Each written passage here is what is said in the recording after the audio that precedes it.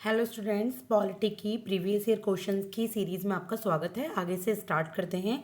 ये देखिए, ये क्वेश्चन पूछा गया है कि इनमें से कौन सा स्टेटमेंट डिप्टी स्पीकर से रिलेटेड जो है, लोकसभा में जो डिप्टी स्पीकर होते हैं उससे रिलेटेड सही है। तो देखिए, इसमें नंबर 1 है, the office of the deputy speaker acquired a more prominent position after the enforcement of the constitution of India in 1950। कि जो डिप्टी स्पीकर का जो ऑफिस है वो प्रोमिनेंट पोजीशन एक्वायर करता है कब? जब कॉन्स्टिट्यूशन ऑफ इंडिया 1950 में इन्फोर्समेंट में आया, मतलब उसके बाद डिप्टी स्पीकर ने एक्वायर्ड की अच्छी पोजीशन, एक most prominent most important provision. तो ये बिल्कुल सही है। 1950 के बाद ही डिप्टी स्पीकर का ये कॉन्सेप्ट जो है, ये प्रोमिनेंट पोजीशन आई थी। इसके बाद है he she is elected from amongst the members, कि जो भी लोकसभा के मेंबर्स होते हैं ये उनमें से ही इलेक्ट किए जाते हैं। तो बिल्कुल सही है ये भी। मैंने आपको हैंड रिटन नोट्स की सीरीज़ चलाई हुई है पॉलिटी की, उसमें भी मैंने आपको ये सब बताया हुआ है। ही और she holds office until he और she ceases to be a member of house. और वो ऑफिस को तब तक होल्ड करते हैं, यानी कि तब तक वो अपने पद पर रहते हैं जब तक कि वो हाउस के मेंबर के रूप में सीज ना कर दिया जाए। तो ये भी बिल्कुल सही है। तो इसका जो आंसर हो जाएगा वो हो जाएगा नंबर सी। ठीक है, तीनों ही आपके राइट। और ये एनडीए 2014 में पूछे गए थे।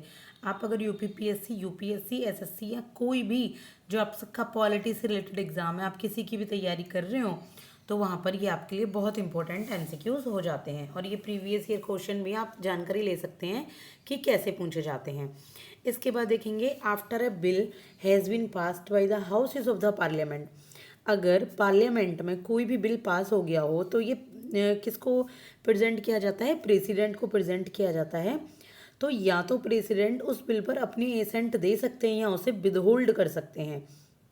ठीक है, तो जो प्रेसिडेंट हैं वो किस तरीके से अपनी एसेंट दे सकते हैं? यही है, assent within 6 month, 6 month के अंदर अंदर एसेंट देंगे। देखिए, ऐसा नहीं होता, ये बहुत लंबा टाइम होता है। 6 मंथ के अंदर नहीं, एसेंट और reject the bill as soon as possible.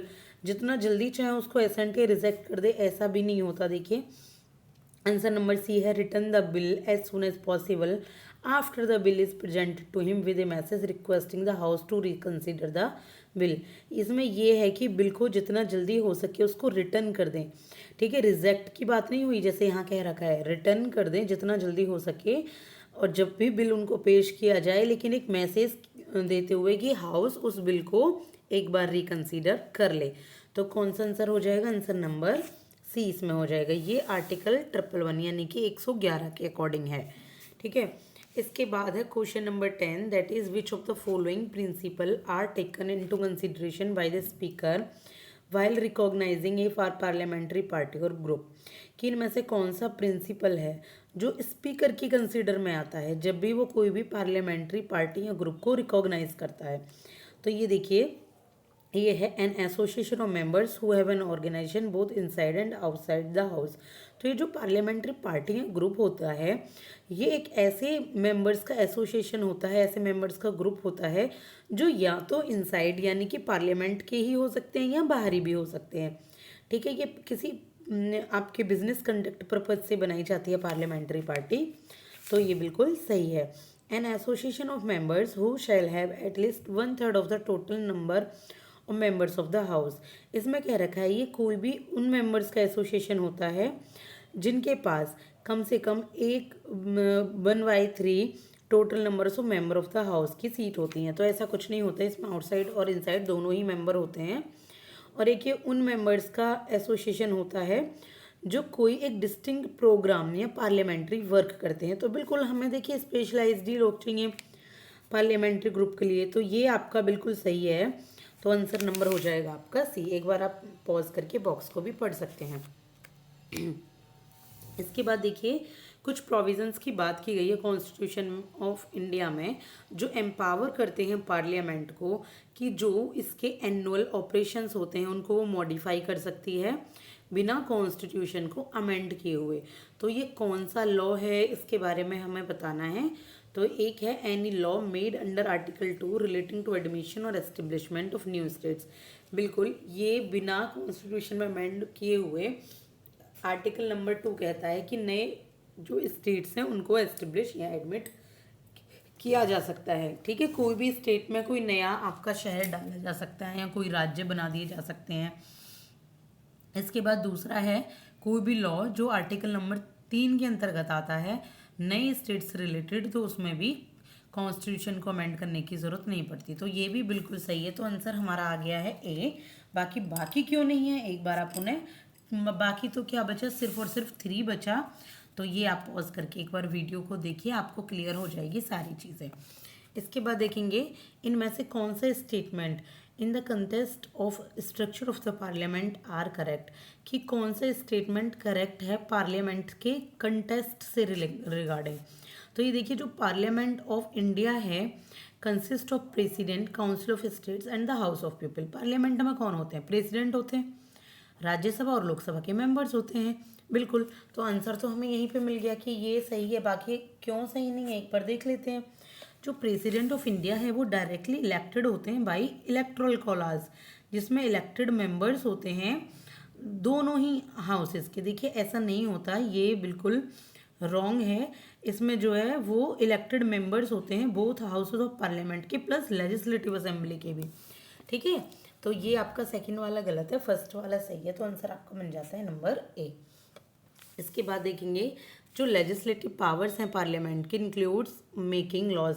जो लेजिस्लेटिव पावर है पार्लियामेंट की, वो लॉ बनाती हैं। क्या क्या लॉ उनके पास है, क्या इंक्लूड करके रखती हैं, तो ये है on matters not enumerated in the concurrent list and state list.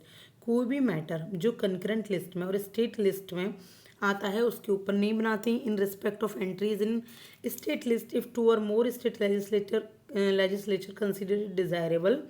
तो जो भी स्टेट लिस्ट में एंट्रीज होती हैं और जो 2 या 2 से स्टेट लेजिस्लेचर्स होते हैं उनके रिगार्डिंग लॉज बनाती हैं, ये भी सही है और फर्स्ट वाला भी सही है।